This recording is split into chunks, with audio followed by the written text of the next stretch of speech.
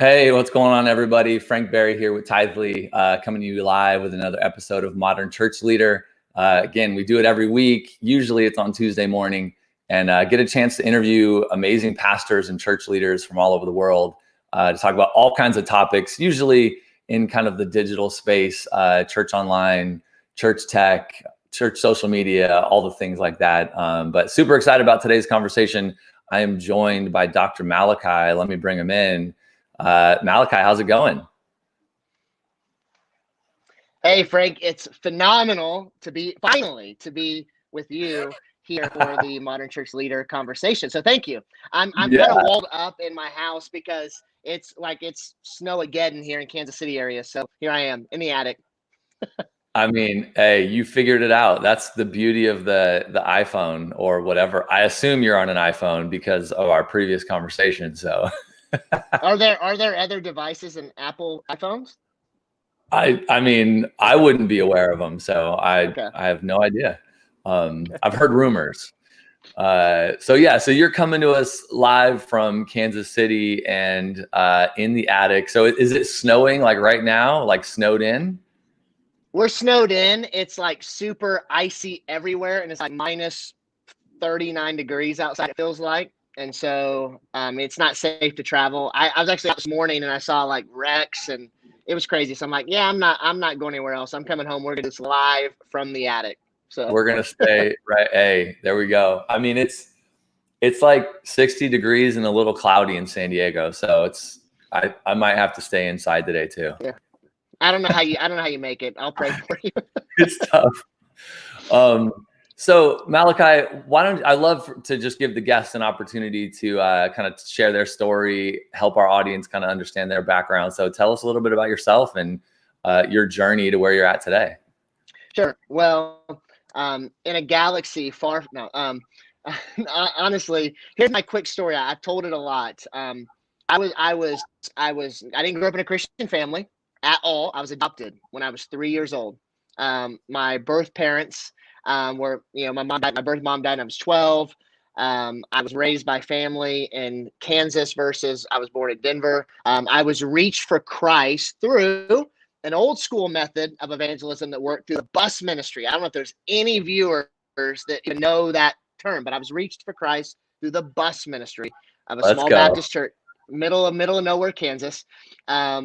I went to church camp as a 13-year-old, and I felt a call to ministry as a 13-year-old.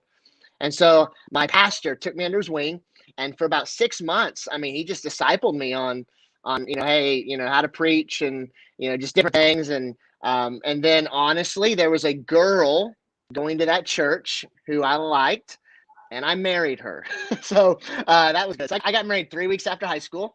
I don't recommend that. I'm not writing a book on how to get that done, 3 weeks after high school. That's crazy. Yes. Was a youth pastor for a year before.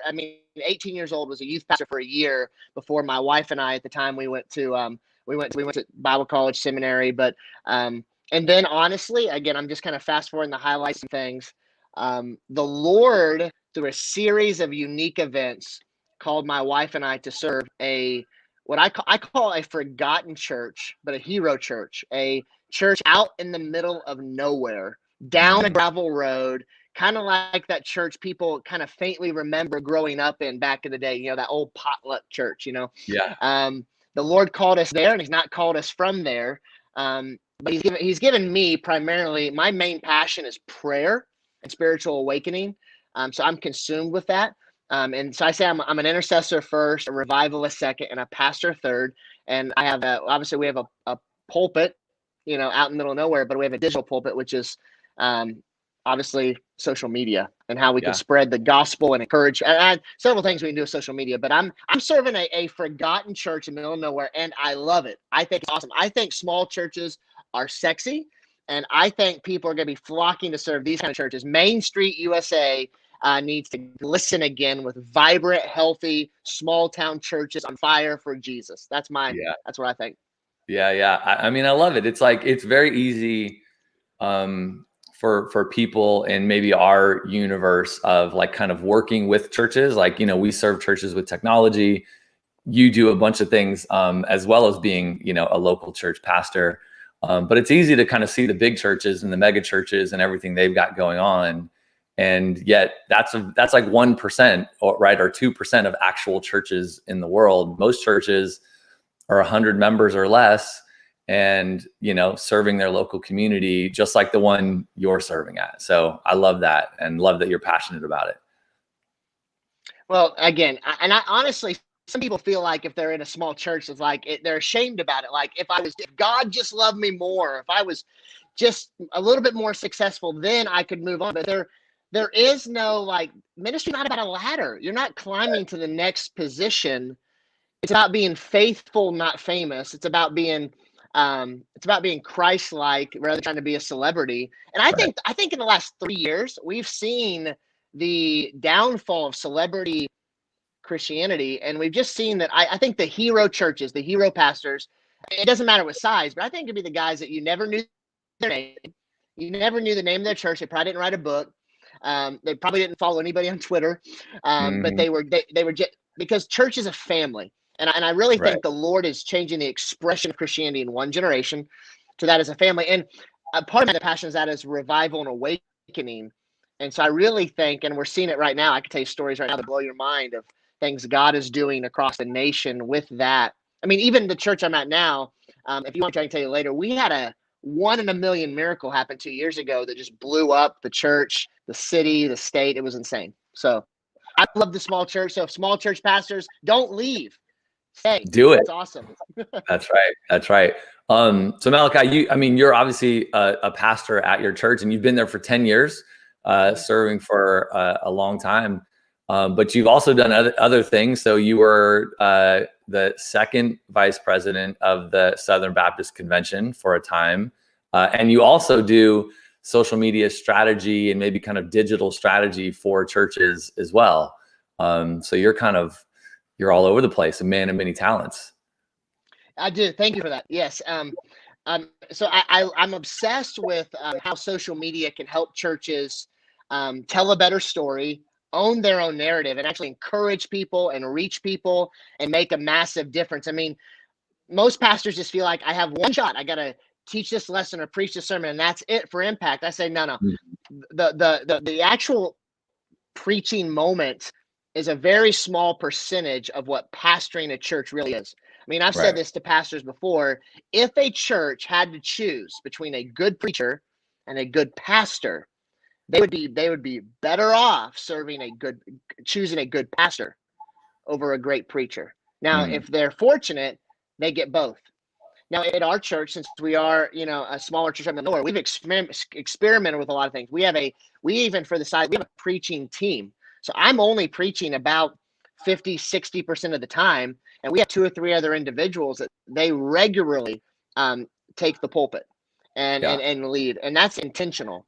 Because we're trying new things out, and it's crazy and it's fun. I mean, I think, again, I could share more tips and tricks and ideas, but I guess I'm an entrepreneur at heart. I think most pastors have an entrepreneurial tendency. Now, back in the 60s, 70s, 80s, I ended up being like a radio ministry or writing books. Or starting. I mean, for some guys, starting a college or a university. I think most pastors have an entrepreneurial bent. That's why they like numbers a lot. That's why they like doing different things. So I've just found, for me, I kind of say I moonlight as a pastor. My social media business pays the bills, but So I'm not dependent on our church's salary. I appreciate it, but I'm not dependent on it. Yeah. I love that. Look, the topic today is social media for smaller churches. So I'd love to kind of just dig in on, what you're seeing. So, maybe just to start, why do you think social media is important for the smaller church, or the kind of local church in a smaller community? It gives them more avenues and pathways and tools and resources to do what God's called them to do. That is, obviously, to glorify God and make disciples. And so if they would just, take 2 steps back and go, okay, what's our plan? What are we going to use? Can we use Facebook, TikTok, YouTube, Twitter, Snapchat, you name it? It's not can we, it's should we, and then what can we do? And so most small churches go, oh no, we're not Elevation Church, we're not Light Church. Well, don't worry about being that.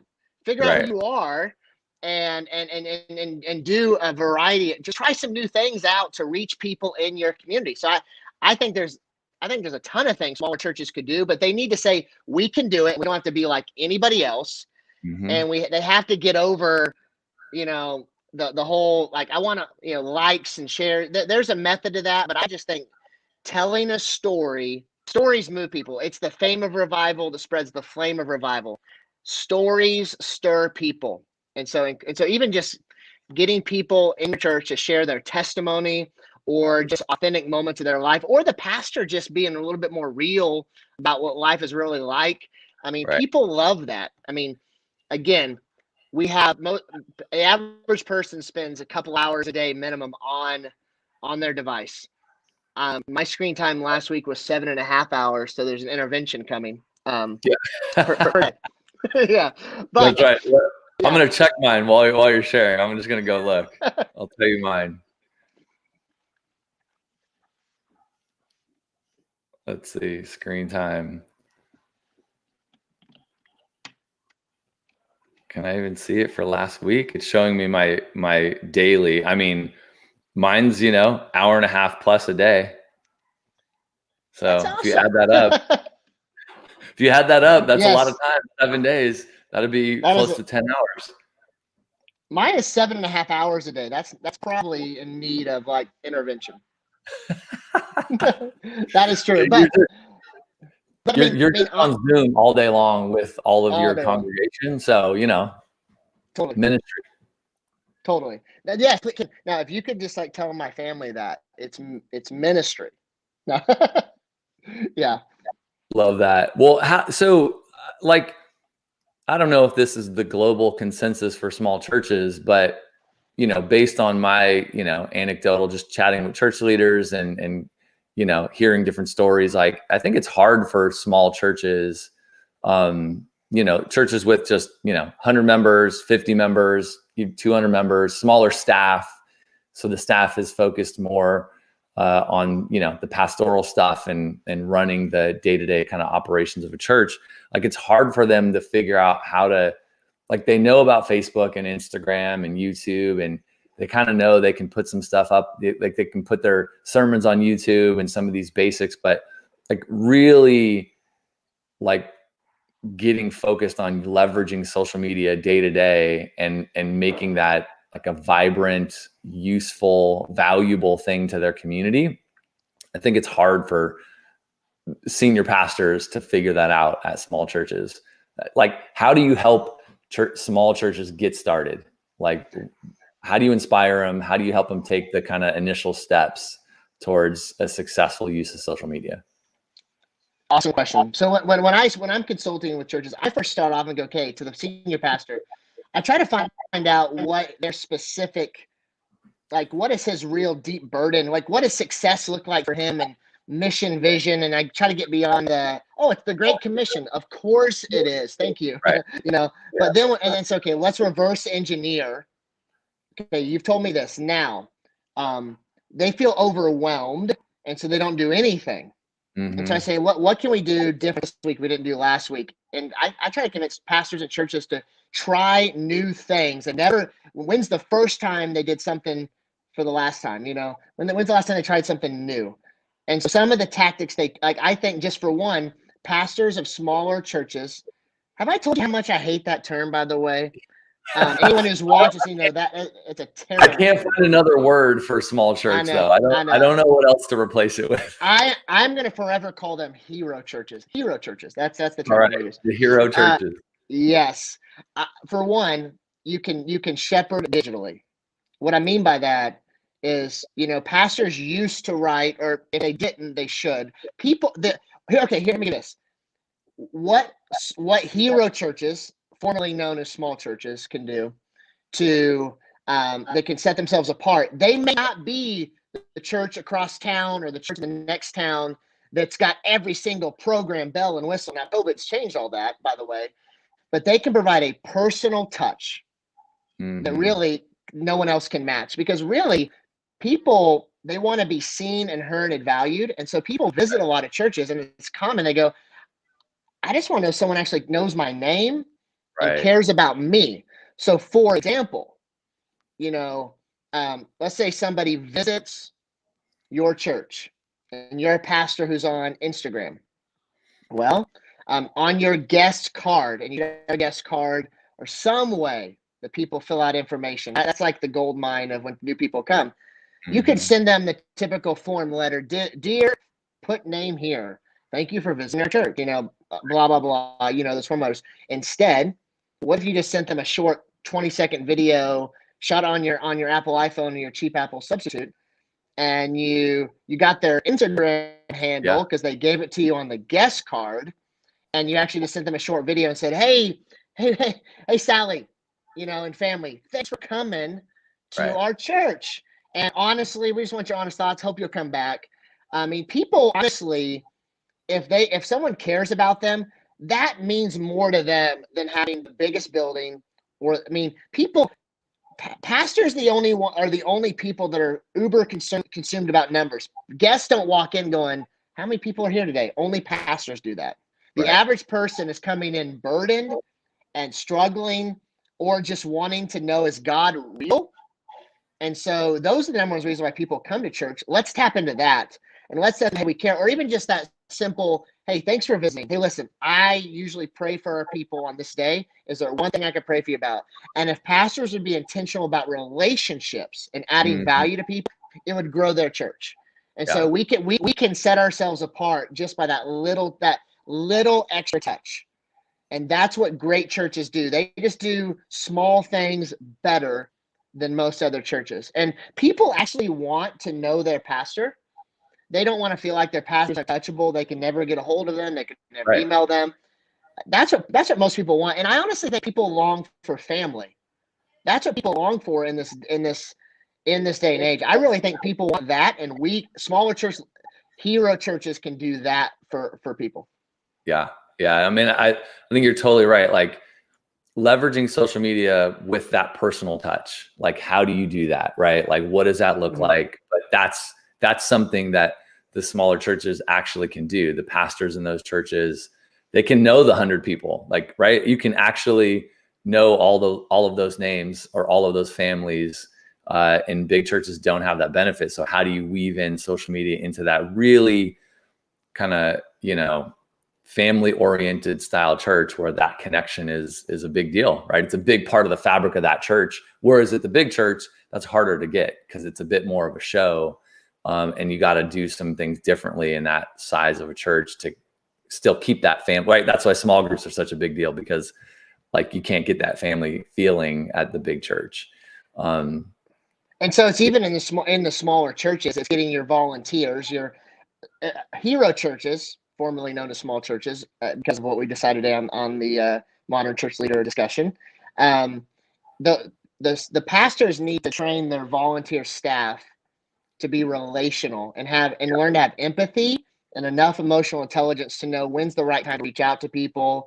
When just again, it's a small touch, but train your leaders to do that too, not just the lead pastor. And if the lead pastor is just not going to do social media, then by all means, create a social media team of volunteers and give them each platforms that they can own and go after it. And then they're just crazy. There's a million things they could do, and they Yeah. get overwhelmed. They don't know anything. So just start somewhere. Just even by simply sending a word of encouragement to your volunteers in kids ministry, nursery ministry, greetings, just saying, hey, thank you so much. I mean, people are dying for encouragement. No one's walking around going, listen, I am over encouraged. Like, man, I'm getting thanked way too much. Right. So Yeah, it's those totally. things. It's those things that set it apart. And how do you get, so I guess practically, let's choose the senior pastor or the lead pastor kind of position in the hero church. Like, once you've had some discovery time with them and you've kind of helped get to the root of like what they're all about, how do you help them have a weekly kind of plan? Like what could that look like? Give me some examples of the type of things they could be doing on social media with like a regular cadence. Okay, so I definitely believe every pastor should be speaking to their people, and other church leaders can share the digital platform as well.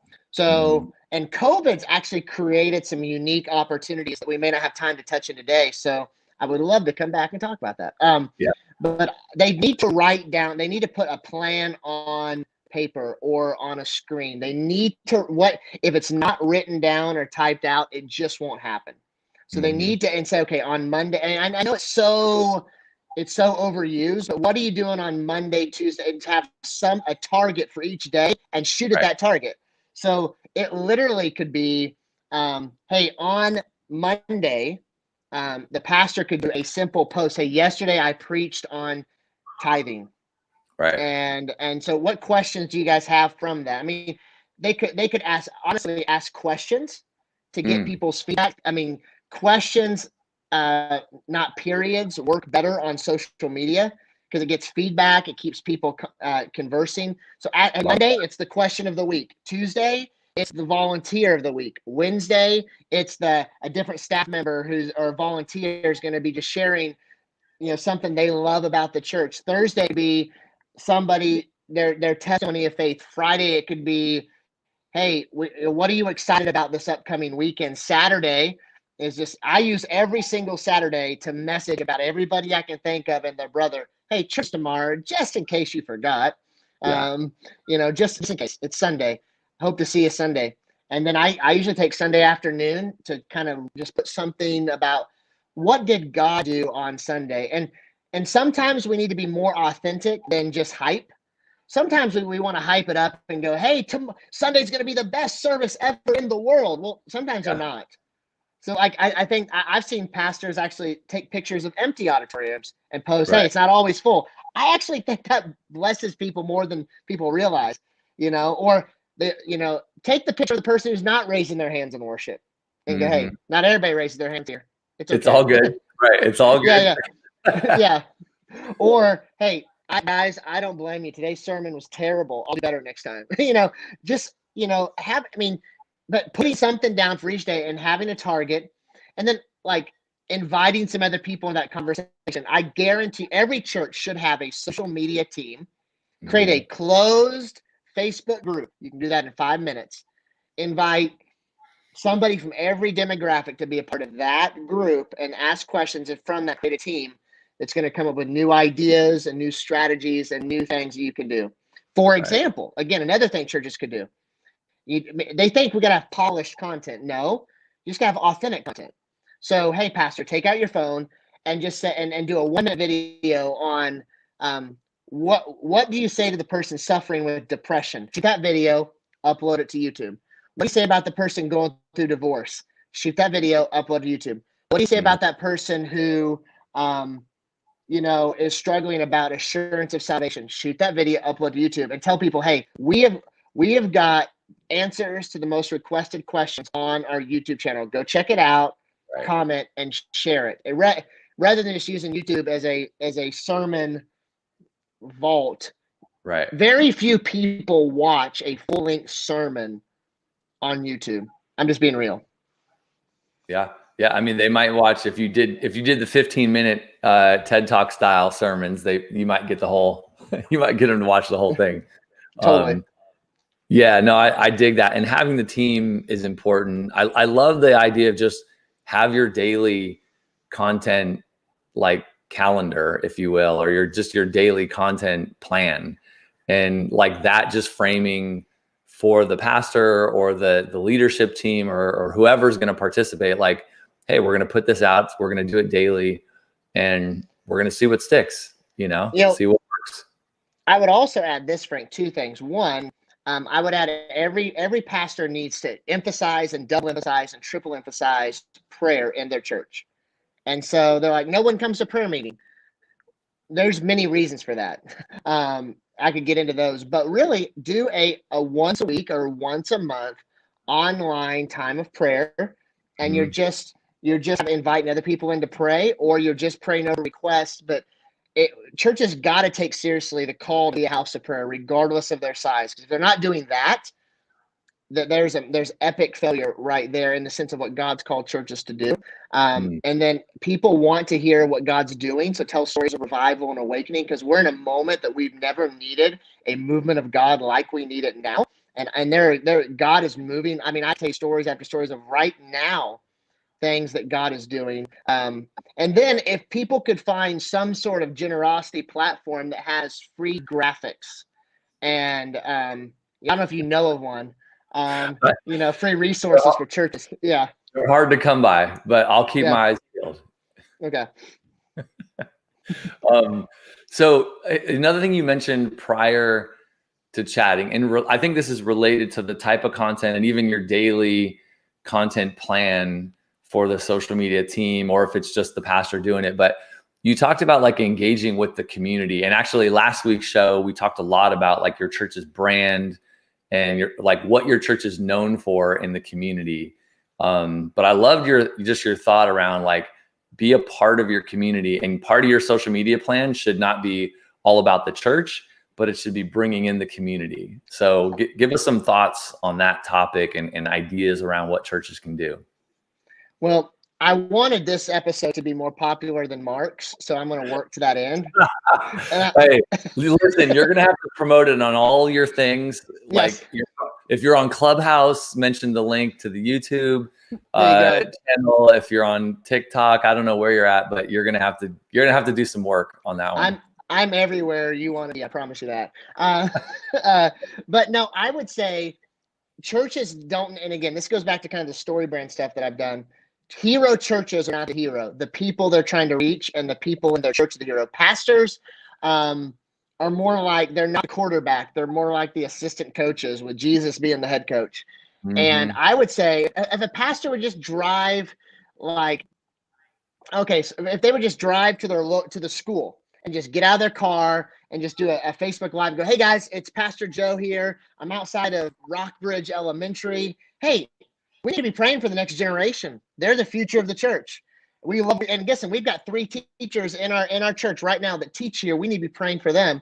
So I just want to give a shout out to so-and-so, so-and-so, and so-and-so. We got your back. Or they go to the chamber of commerce and go, hey, small business leaders are awesome. And we are for entrepreneurs in our church. And you didn't know this, but we've got, 2 business leaders in our church right now. And so I just want to give a shout out to them. And so they need to make their cities the hero. And honestly, if you're in small towns, people love nostalgia. So go find a photo from the 70s or 60s or 80s and pull some nostalgia back. People live for that. I mean, massively live for that. Yeah. And tell the story of your city like no one else does, and be the expert of that. Like I love how one person, but be the mayor of your town online. Yeah. And so go into the local restaurant and go, to the manager, hey, can I just real quick, 30 seconds, why should people eat here? And hey guys, Pastor so-and-so, my new friend here, tell you why you should eat at this restaurant. Yeah. And people it shows that you care more about them than you do about yourself. And it will reciprocate. But and especially if it's like local restaurants and local small businesses, not like of course the chains are awesome too, but I think there's something about like, hey, there's one of these and it's in our town, and like, I'm gonna go hang with the owner of this place because she's amazing, and encourage people to come here. I mean, and honestly, if they were going meta even a little bit more, most churches could start an easy podcast. Or just honestly a Facebook Live with leaders in their community. Right. I mean, we've done some things. We've done a small business Sunday at our church where we have had we just invited all the small business leaders we could, set up a table anywhere you want, and I'll preach a shorter message, about 3 hours or so, and and I'll let the small business leaders get up and let them, hey, here's your chance. Tell us about it. Right. So, I mean, churches got to think, how can we add value? And it can't just be, we're awesome because we're awesome. Come be a part of our awesomeness. It's not like, hey, you're awesome. And whether you ever come here or not, we just want you to know we see you and we care, because there will come a moment that will come back full circle. Right. I mean, I think there's such an opportunity there, and it's, social media can be a part of that plan, but there's such an opportunity for churches to connect with the local, small businesses and the local, like sports clubs, the local schools in their area, like all these different kind of pieces that make up the fabric of their community. And in a lot of ways, kind of like what the community is all about, like where I live, it's definitely like people move here specifically to get their kids into this school district and part of the sporting scene in this area. So young families, schools, and sports, it's a big deal, so churches tapping into that and being a part of all of that in some way and kind of serving, giving, being around all that. And then, highlight, like doing it on social media, doing it for everyone to see is powerful. We had, and now she graduates in college, but we had a young lady in our church 2 years ago. She was kind of, honestly, TikTok famous, a couple million followers on TikTok, and was a phenomenal athlete. And so it's like, hey, I got an idea. We're gonna do a TikTok together at church. Why not? I guarantee there are young people in the church that are actually really good at some of these platforms. And so you really do have influencers in your church that you could use strategically on social media. Yeah. We had a situation 2 years ago. We had a kid that a 1 in a million miracle story happened in a church where a kid fell out of a treehouse, a metal meat skewer went through his skull, severed his jugular vein, 1 millimeter from his carotid artery, and 4 days later he walks out of the hospital completely healed. Wow. Then the mayor of our town declared, like 1 month later, this kid's name like Miracle Saturday in honor of this kid. We had we had Inside Edition showed up and did a video on him. Different news stations came by. So you just never know. The power of story, the power of making much of other people, using influencers is so crucial.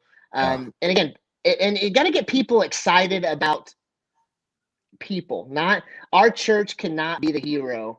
Our people need to be the hero. Yeah, no, I love that. Well, Malachi, we could keep chatting for ages on all of this stuff, and I will take you up on that generous offer to come back on the show another time, and we'll get into it more. But before we wrap up, like, where can people go to find you? Which social media platform do you want to send them to? And do you have any since you do social media consulting, do you have any do you have a website or any resources that we can point people to check it out?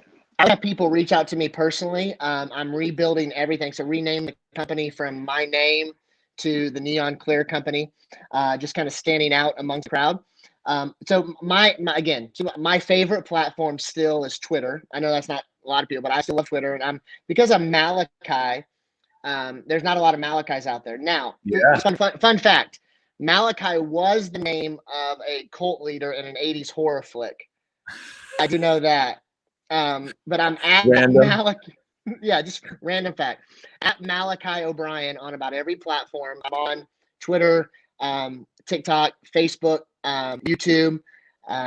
Trying to actually, I'm really honing this year on building out my YouTube channel, and then I am on Gab, and I try a lot of new platforms out. But Twitter is where I really love to converse. Still, I believe still one of the greatest platforms to really reach out and have conversations with leaders. But if they will message me. Like right now, here's what I'm gonna do right now.